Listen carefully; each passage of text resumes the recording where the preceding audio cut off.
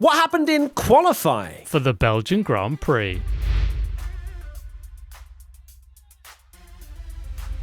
Just another qualifying session. I can never get enough of qualifying sessions in particular, Tommy. We know what we're dealt with in 2025 Formula One, and it's usually that qualifyings are exciting, and they just never fail, do they? I don't think they ever fail to just slap this year. Particularly in the races when it's so hard to pass, it doesn't matter as much, and all you kind of really want in qualifying is it for it to be close. And we do have a slightly different grid going forward compared to yesterday, despite some similarities, of course, mainly Q1, which we'll get into. Well, what a beautiful segue. Let's head to Q1, where the bottom five were Hamilton, Colapinto, Antonelli, Alonso and Stroll.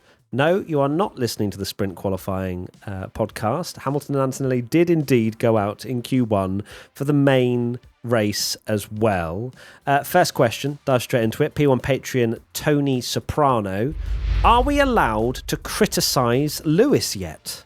Gosh, I mean, that's straight to the point, Sassy. Isn't it? Are we allowed to criticise him? Of course, we're allowed to criticise every driver when they make mistakes and when they don't deliver. And Hamilton, had that spin yesterday, made the mistake with. It's a small mistake, don't get me wrong, but it's still a driver error to have track limits on your final lap in Q1 at such, I'm not going to say an easy place to not, get it right. It's very blind and you're not playing the Formula One game. Like, it is still a very daunting corner. But of all the corners, it's probably the most, I don't know, less forgiving. It's not really a corner you now, can't is it? forgive him. Yeah, we can't forgive. I don't think it's even considered a corner now, is it? Not really for Formula One cars, no. Yeah. So the fact is, it was not good enough from Hamilton. You can tell from his own interviews afterwards, kicking himself, very down in the dumps, and it's been a poor weekend. After Silverstone, of course, lauding the fact that he did pretty well in that Ferrari, nothing crazy, but still did a decent performance. But it has to be said, it's been a disaster this weekend. It has. Yeah, of course, we gave him the benefit of the doubt yesterday, the fact that he made the error, but kind of mentioned that I think his kind of poor performance is being overplayed, but for it to happen 2 qualifying sessions in a row, even though this one was a much smaller mistake, in fact a very small mistake, tiniest little correction going off, it's still a misjudgment. His lap would have put him where he needed to be, just behind Charles Leclerc, but it was an error for the track limits, and he got punished for it. A very, very bizarre team radio where it almost felt like his team didn't want to tell him the news, where he was just basically going, what's going on? Is everything okay? Yeah, and then he kind of got it out of his team. Even when they said, you've got track limits at turn 4, they didn't even follow up then to say he was out. He had to then say, so am I out? And it's obviously yes. we get snippets, don't we, of the team radio. We don't get the full transcript unless you're on certain websites that give you that. But it's in your head, you're like, okay, what's happened since he's come over the line? Have Ferrari just been like, oh no, we've got to tell him. What is going on in that whole scenario? The team radio has just been bizarre the entire year with Hamilton. I think Hamilton is learning that it's not easy going at Ferrari when it comes to communication between driver and team, but this has been a recurring thing for many, many seasons at Ferrari. It is Ferrari things, yeah. The team radio is poor, but yeah, we definitely can criticise Lewis on this one. 2 mistakes. You now go into, yesterday we were very hopeful. I know it's going to be probably different conditions. Who knows? It keeps changing. We thought it was going to be raining today, but based on what happened yesterday, incredibly difficult to overtake. We'll find out tomorrow if it's still incredibly difficult to overtake. A lot of the time it is in the wet. He'll be hoping that it is wet, because in the dry, incredibly hard to pass.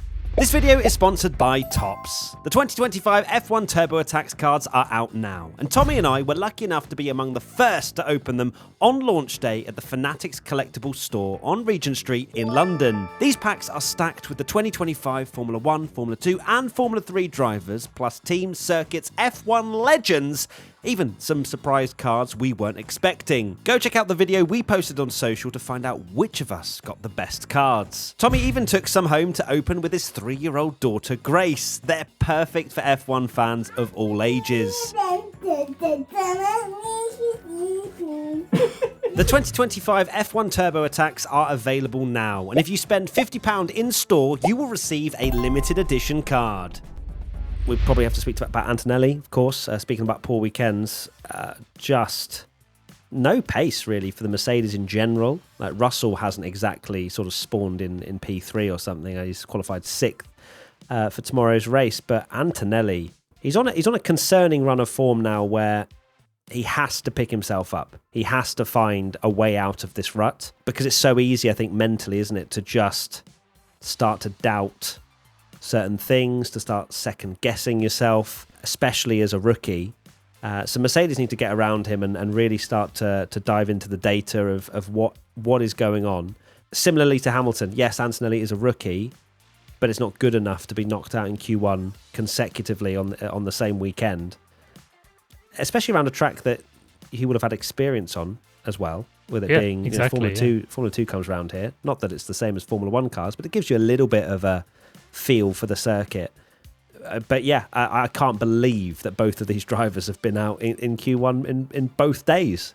And what's weird about it is it's not like the cars are slow or anything like that.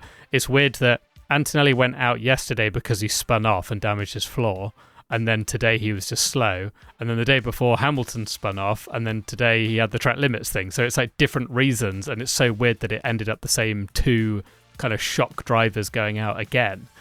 But yeah, it's very worrying for Antonelli. I think more worrying than his spin, because I was one of the people that was saying that I think Antonelli will be quick but mistake prone. But what's worrying is his lap was just slow. It wasn't like he spun off and he was blistering in the middle sector and he was about to easily get through, and then he made a mistake and not in that spun off Merc, because he was pushing. That's Sector 1 and Sector 3. Exactly, yeah. So didn't work out for him at all, and very worrying signs for Antonelli.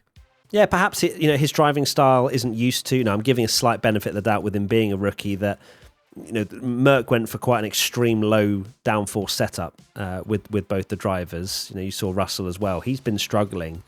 So I wonder if, it is just a case of Antonelli not having that same feel as perhaps he's had around other circuits with different setups. But still, you need to adapt and you need to be able to be there no matter what the condition. Question from P1 Patreon member Captain Obs 3420.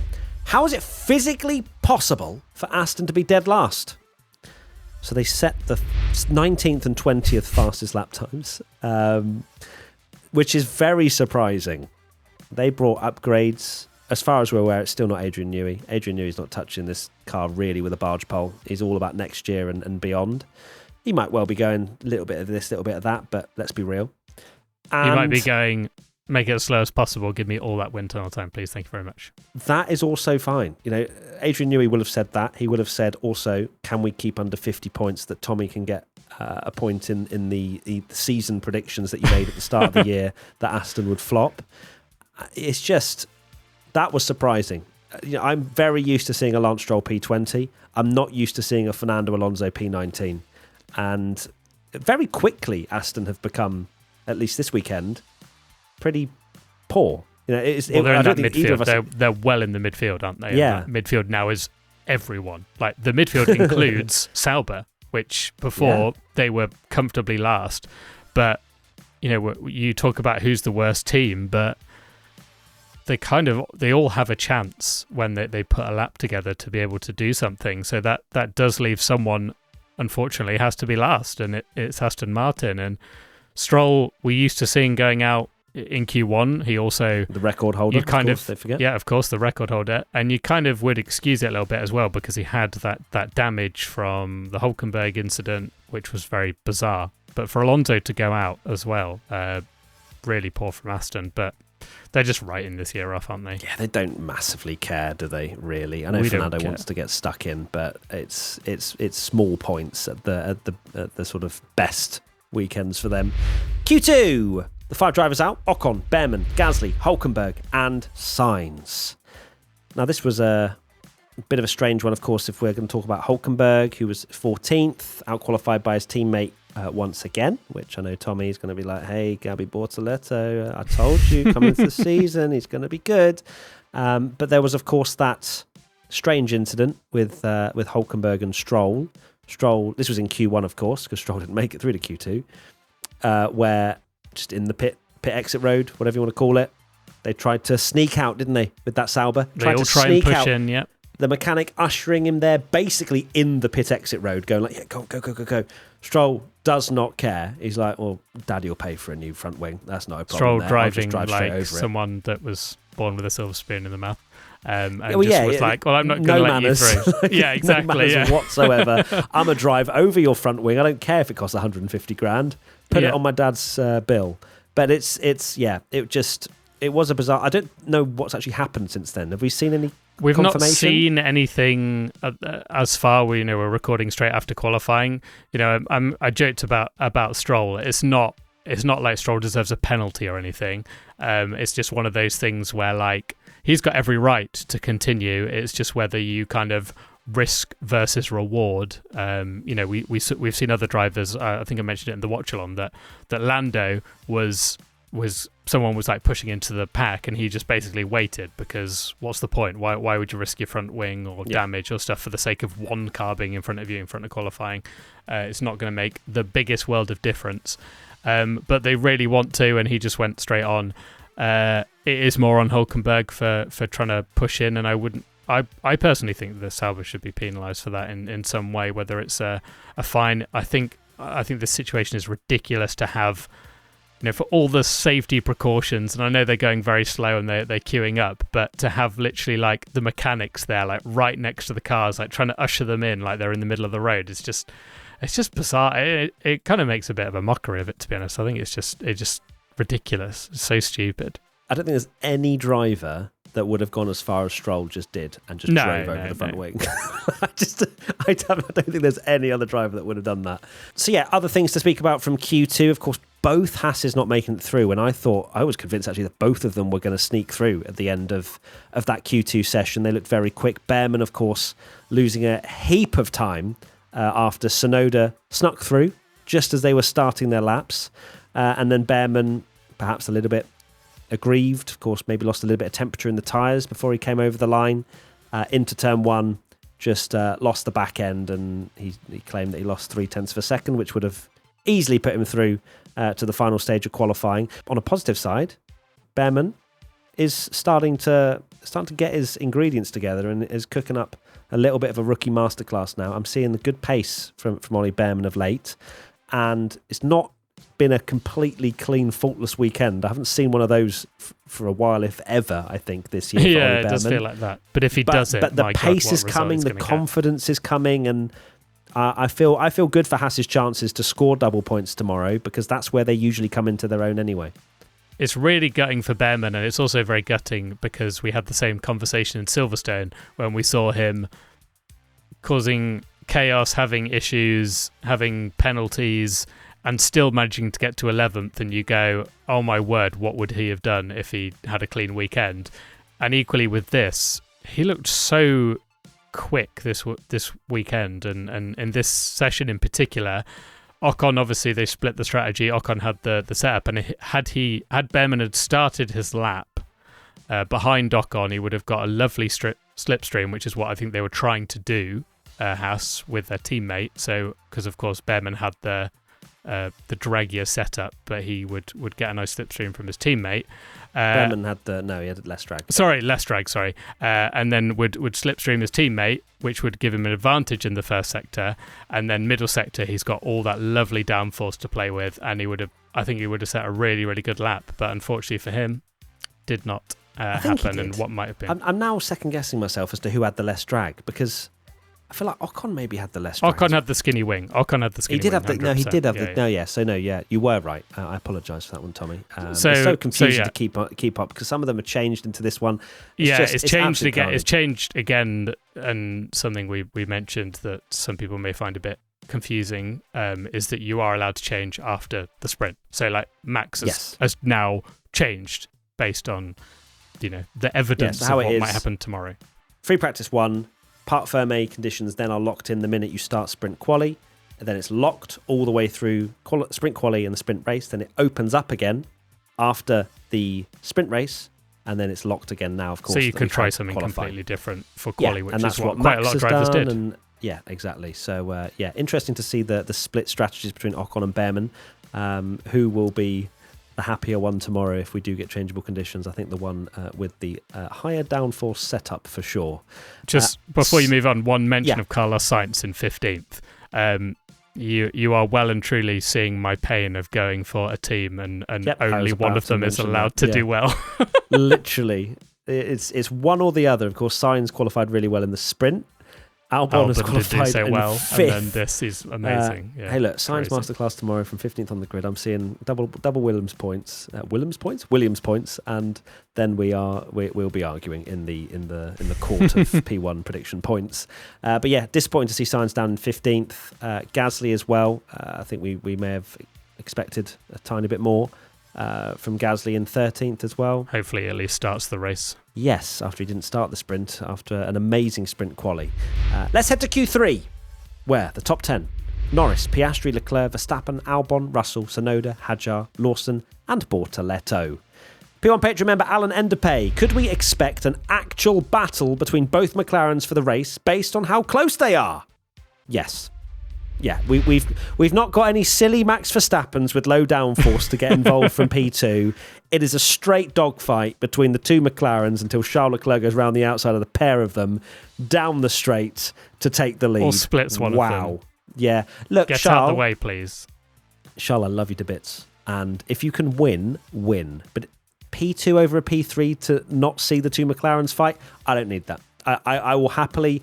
there's no... Ferrari, if Ferrari might be going for second in the constructors, I don't want that either. I want more wind tunnel time. So Charles just finished third. We can celebrate the podium, woo-woo, but just let Norris and Piastri cook us a good race, please. I can't believe a Charles Leclerc fan and a Max Verstappen fan are here on this podcast going, please don't do anything special at the start. Leclerc Verstappen just let the McLarens race, because you're not going to be anywhere near them for the rest of the race. So just let them go, because we want to see that McLaren fight, don't we? Although if it's wet... It's a level. Yeah, true. Maybe. You never know. All right, Charles, win it all, Charles. I've decided. I've changed it. Go down the inside of the pair of them. Thank you. What I would say about Lando is he was a long way off Piastri, wasn't he, in sprint qualifying, but in the race caught up thanks to obviously Max being ahead, and it shows that despite whatever you think about the two McLaren drivers, they are just so exceptionally close. And Norris, you kind of feel like it would be odds on for Piastri to get the result there, and instead Norris takes it. And those two are just going to, as we get later into the season, it's not going to be all fun and games. However much, last year you see like Norris gifting Piastri a sprint win to say thank you and all this kind of stuff, and they're a bit more friendly. Not everyone is going to be a Verstappen Hamilton title fight where it gets really messy and kind of ruthless. When it gets down to those final races and we're getting closer to that, and they realise this could be the best chance they ever get of winning a world championship, they're going to start really racing each other hard, and I think we could see it. Sign me up, Tommy. Where do I sign? Moving on now to Alex Albon, who of course we did briefly mention, P5 on the grid for him. Phenomenal lap to beat Russell. Of course, Tsunoda up there in Q3 as well, which we'll get onto. But yeah, for Albon, we're hoping for no sassy team radios tomorrow. We're hoping for just pure harmony and happiness in that Williams team. For both drivers, ideally, for my predictions. But for Albon in 5th place, I think he's got a great chance to probably even stay there with Russell's struggles. It's going to be an Albon train. We've seen it so many times. We're going to see it again. Oh, no. Yeah, it's so true, actually. The fact that you've got, Albon, P5, it depends, again, like we always say this so many times, it depends on the weather, bingo. But even if it is dry, Alex Albon, in P5, you're going to see a train there, I think, with how difficult it is to pass. But it puts them in for a great opportunity. Albon, just out of nowhere as well. Just at the end there, kind of just managed to get through into Q3. I think he was 10th, wasn't he? So to then make it through was a big achievement enough. And then really enjoyed watching every corner of his brilliant lap. Not, but that's the next question. Well, let's do that. Next question from for Pregonton41. Why do you think we saw more images of Norris's mother than Albon during the entire session? Now, they are feeding a lot of family stuff. I don't mind. Look, show the family occasionally. They're obsessed with the family. There's a new TV director that's got a thing for mums, I think, because my God, we've seen every driver's mum this weekend. Yeah, or maybe it's the mum's weekend. Who knows? But either or, I don't mind a little bit of family stuff when it's suitable, when in practice, in the lulls of qualifying. However, when Alex Albon is on a lap, and it's not just the mums, it was just the general direction was poor. Why are we going on a slowdown of Lando Norris, looking at his helmet, when there are drivers still out there improving?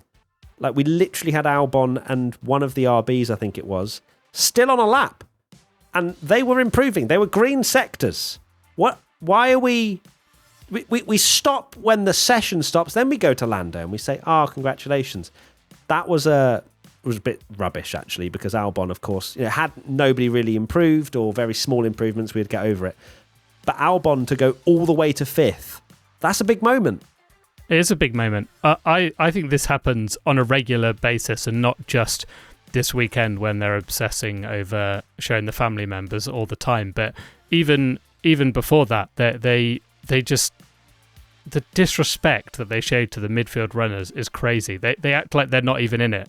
Sure, the battle for first is always more exciting than the battle for 5th, 6th, 7th, whatever. But when they are literally on a lap and doing a good sector, you kind of want to see them cross the line. You should always show action over like anything else in terms of like that's what we want to see on track. Like you say, I don't mind the lulls in kind of the session. There's plenty of them in qualifying. They all go to the pits at the same time, and show everyone's mums for like 5 minutes, fine, whatever. But when we've got actual action on track, they need to show it. I remember there was a brilliant post online like a couple of years ago where someone actually analysed a Q3 session and showed how much actual track action they show for a 10-minute session. And it genuinely was baffling. It was like 2 minutes or something. Final question from P1 Pitch member Frank Ziller. Do you think the change in leadership at Red Bull will really help Yuki in the long run? I am of the sad opinion that it is complete and utter coincidence that Tsunoda has got 7th and Horner's not there anymore. As much as I'd love to say that Laurent Mekies has literally come in, booted the second driver curse out the door along with Horner and gone, don't worry about it, Yuki. I will say, like, from a mental side of things, maybe a small mental factor. Yuki, of course, having worked with Laurent, it might feel a little bit more familiar, but it's not going to change the way he drives the car. So, and the car's not really changed, of course, coming into this session compared to the sprint. He didn't have the new floor, then he had the new floor going into qualifying, and there's clearly been a marked difference for Tsunoda since that moment, because he only was less than 4 tenths behind Max, which I know is in any other teammate comparison a disaster, but for Yuki and Red Bull, it's that's a win. This is the thing with that second Red Bull driver. They don't need to be beating Max. They don't even need to be right behind Max on the road. Like, if Max is dragging that car to the occasional win, podiums, 4th and 5th, if Yuki or whoever that second Red Bull driver was finishing every weekend 7th, 8th, whatever, you'd kind of go, well, they're doing their job. It's very difficult to be Max's teammate. It's better than what we've seen in the past. So fingers crossed for Yuki that this is the start of a positive change. And even though I agree with you that I don't think it's a case where like Horner going it is all coincidental, maybe just having a team principal that maybe feels a bit more like they'd fight his corner a little bit more, and someone that he respected and knew well from his V-carb days might help him along the way. But it's good to see that he's been given the same, a new floor, and they've kind of gone with a decent setup and he's been able to deliver a good performance. He absolutely has. And that brings us to the end of our qualifying wrap-up. Thank you, everybody, for tuning into our watch-alongs, if you have been. Of course, we've got one more tomorrow for the main race. We'll see you very soon. Lots of love. Take care. Bye! Bye!